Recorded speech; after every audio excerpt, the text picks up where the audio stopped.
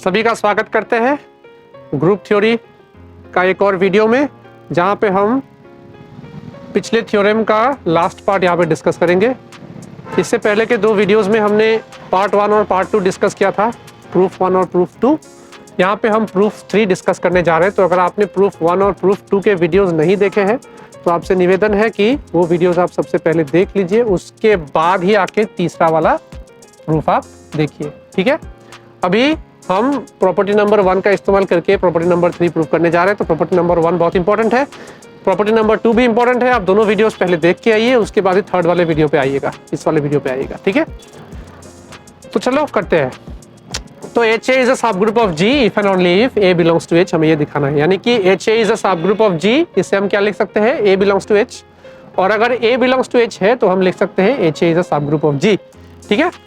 देखते हैं, if A belongs to H, अगर A बिलोंग्स टू H हम लिखते हैं तो इसके बाद तुरंत हम क्या लिख सकते हैं, HA इक्वल टू H लिख सकते हैं। क्यों लिख सकते हैं? क्योंकि पहला वाला कंडीशन जो यहाँ पे लिखा हुआ है वो यही कहता है कि अगर A कोई एलिमेंट है H में तो HA इक्वल टू H हम लिख सकते हैं। तो यहाँ पे आप लिख दीजिएगा फ्रॉम 1। फ्रॉम 1 हमने यहाँ पे लिखा है क्योंकि प्रॉपर्टी 1 यहाँ पे लिखा हुआ है। एग्जाम में अगर ऐसा सवाल आपको पूछा जाता है तो यहाँ पे फ्रॉम 1 लिखने से नहीं चलेगा। 1 कहाँ है भाई, 1 तो है ही नहीं। तो आपको लिखना है HA इक्वल टू H, यहाँ पे लिखना है ब्रैकेट में क्या लिखोगे, ब्रैकेट में ये लिख दो कि HA equal to H implies and implies A belongs to H। ये वाला पूरा प्रॉपर्टी यहाँ पे लिख दो जब एग्जाम में पूछा जाएगा। तो फ्रॉम 1 मत लिखना, यहाँ पे 1 लिखा है इसलिए मैं यहाँ पे फ्रॉम 1 लिख रहा हूँ ताकि समझने में आसानी हो। एग्जाम के टाइम पे ये वाला पूरा प्रॉपर्टी ब्रैकेट में लिख देना है, ठीक है। सिंस H इज अ सब group so HA is also a सब ग्रुप, क्योंकि देखो यहाँ पे क्या है, HA इक्वल टू H। अगर HA इक्वल टू H है, H के बारे में हमें पता है, H क्या है, H क्या है, H be a subgroup of G। H अगर G का सब ग्रुप है तो H is equal to H है, हमें बताया गया है। तो इसका मतलब क्या है, HA भी क्या होगा, सब ग्रुप ही होगा ना G का। तो इसलिए HA हो गया आपका सब group, HA is also a सब ग्रुप। ये वाला पहला पार्ट कंप्लीट हो गया। अभी इसका कन्वर्स पार्ट देखते हैं। कन्वर्सली क्या बताया है कि if HA is a subgroup of G then E belongs to H है। क्यों? क्योंकि हर सब ग्रुप का एक आइडेंटिटी एलिमेंट होता है। आइडेंटिटी एलिमेंट को हम कैसे डिनोट करते हैं, E ऐसे लिखते हैं, E बिलोंग्स टू H है। HA सब ग्रुप है ना, इसीलिए E आइडेंटिटी एलिमेंट आएगा HA में। Also E belongs to HE, क्यों? क्योंकि H अपने आप में एक सब ग्रुप है, तो सब ग्रुप होने के नाते इसमें आइडेंटिटी एलिमेंट होना बनता है। तो E बिलोंग्स टू H हम लिख सकते हैं। E बिलोंग्स टू H का मतलब HE भी हम लिख सकते हैं ऐसे, ठीक है। तो E बिलोंग्स टू HE हो गया, यानी कि एक एलिमेंट हमें ऐसा मिल गया E जो कि दोनों राइट कोसेट्स में कॉमन है। यानी E बिलोंग्स टू HA हो गया, E बिलोंग्स टू HE हो गया। HE और HA क्या है भाई, दोनों तो राइट कोसेट ही है ना, यही तो फॉर्म है। राइट कोसेट का फॉर्म क्या है, HA HB ऐसे हम लिखते हैं राइट कोसेट।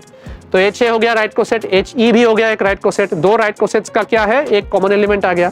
तो अगर दो राइट कोसेट्स का एक एलिमेंट कॉमन आ जाता है तो प्रॉपर्टी यही कहता है कि ये दो राइट कोसेट्स जो होंगे वो एकदम आइडेंटिकल होंगे, यानी कि दोनों राइट कोसेट्स इक्वल होंगे। Hence HA and HE are identical right cosets. HA and HE are identical right cosets of H in G, ठीक है। क्यों? क्योंकि एक एलिमेंट कॉमन मिल गया। एक एलिमेंट कॉमन मिलने से दो राइट कोसेट्स जो है वो बराबर के हो जाते हैं। तो HA इक्वल टू HE हो गया, therefore HA equal to HE।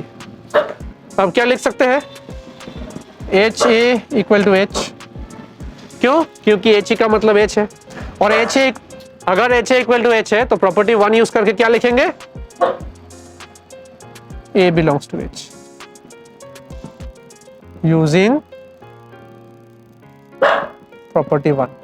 फिर एक बार बोल रहा हूं, एग्जाम में यूजिंग प्रॉपर्टी 1 नहीं लिखना है, ठीक है।